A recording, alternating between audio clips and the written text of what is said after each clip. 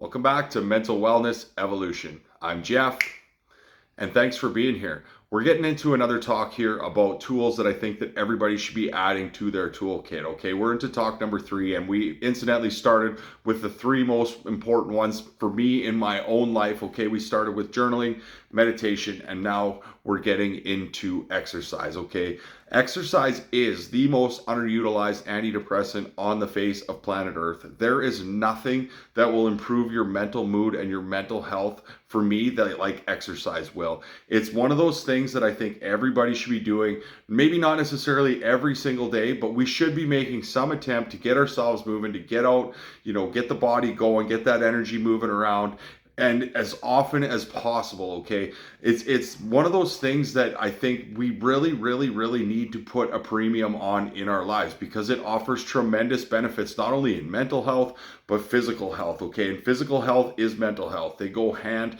in hand. Okay, so with exercise, guys, there's so much, like, I think a lot of people kind of get wrapped up in this, like, when I say exercise, people immediately think, hey, go to the gym, kill yourself at the gym. You see the people on social media and the influencers, and they're in there, and they're doing their thing, and that is something you can do if you want to. But when it comes to exercise, I think one of the most important things you can do is find something that you actually will enjoy doing, because you're far more likely to do it if you actually enjoy it. Now, there are going to be days sometimes where you have to give yourself kind of a boot in the ass to get yourself going and to get yourself to do it. But if you find something that you genuinely enjoy, it doesn't feel like a chore or something like that in order to do it. Okay, like, I love to go to the gym, I love to crush weights.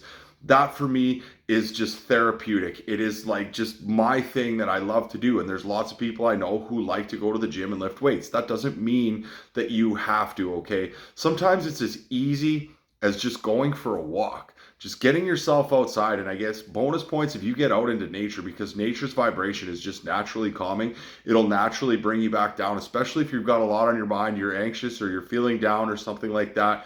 You can just get out, get moving a little bit, because a lot of times when we get into a depressive state, it's really easy for us to just get stuck and sitting on the couch and kind of ruminating on things and getting stuck in our thought processes, and and then this is where our brain starts to kind of work against us, because the brain and subconscious really love what's familiar. So when we're in a down and depressive state, if we spend enough time there, what happens, unfortunately, is it becomes kind of a familiar, safe place for our brain to actually stay there. So we will not feel like doing anything. We're going to feel like doing what's familiar to the brain, which unfortunately might be sitting on our couch ruminating and things. Okay, and it's kind of this, it works against us in that way. But when you understand that the language of the brain is behavior, and that's one of the most important things that you could actually learn, sometimes we just have to get up and get going, because the brain's going to fight against you when you go to try to do some exercise. Lots of times it's just, I don't want to do that, I will start tomorrow. Well, it gives you those thoughts, it brings up those things. But there's sometimes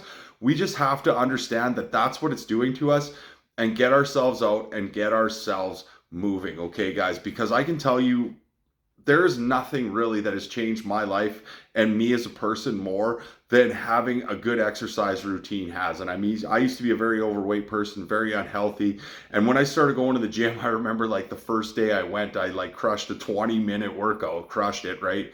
And, I couldn't believe I had to do that again. But over time, it just became something that I actually really enjoyed doing. It was just like, I love the feeling and how good I feel. You get those endorphins, and you get moving. And, once you're done, you kind of just, you feel so much better, and it elevates your mood, and those happy hormones and natural. And it's just, it's a beautiful thing that I think people really, when they get into it, will start to realize the benefits. It might be a little bit challenging for you off the start to motivate yourself to get going. But understand, guys, motivation and discipline are like opposites. You might feel motivated some days, but discipline is going to get your job done. But once you understand that you have to stay disciplined in order to add this to your routine, to make it familiar to your brain, you understand the process and how you go about it. It makes it a lot easier to kind of step into that. So again, find something that you like to do. Like, another thing I love to do, I love to play baseball. So I play ball in the summer. I've got a couple slow pitch teams. That never feels like a chore for me to go play ball at night, because I actually enjoy doing it. It's fun. It's a good social event. And that's another thing that goes hand in hand. If you can find exercise that goes hand in hand with kind of a social interaction kind of thing, that's extremely beneficial too. But if you're the kind of person that just kind of wants to be by yourself, hey, like bike riding, get a kayak, go for a kayak. You can go longboarding, you could get some rollerblades, go for a run, you could go swimming. There's tons of different ways to just get yourself out, get yourself moving. And I think once you actually start doing this and seeing the value of it, it becomes very, very addicting. And not only that, your physical health will start to change.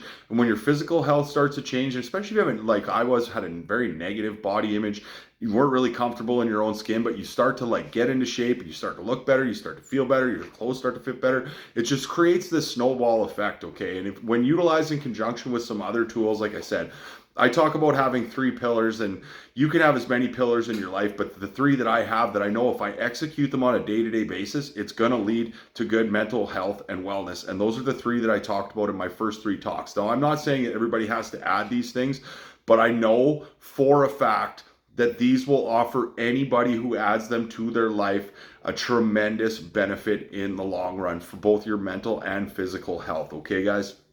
So figure out some way to start getting some exercise. And again, it doesn't have to be something you invest hours and hours and hours into every day. I said a 10, 15-minute walk sometimes can really just change your mood, help you clear your head, just get the blood flowing. When we sit in stored energy, you get the flims moving. You can do even like something like dancing. You want to dance around your kitchen for 10, 15 minutes, just get yourself moving. That's exercise in and of itself. There's little ways that we can just go about adding a little bit more movement, a little bit of that in our everyday lives. Okay, guys, so start looking at finding some way to get exercise in as much as you can. I promise you, you will not regret it. I promise you, it's going to offer you tremendous mental and physical benefits, and it's going to help lead you down a path to a happier, more fulfilling life. Okay, guys, so get up, get moving today. Have a great day.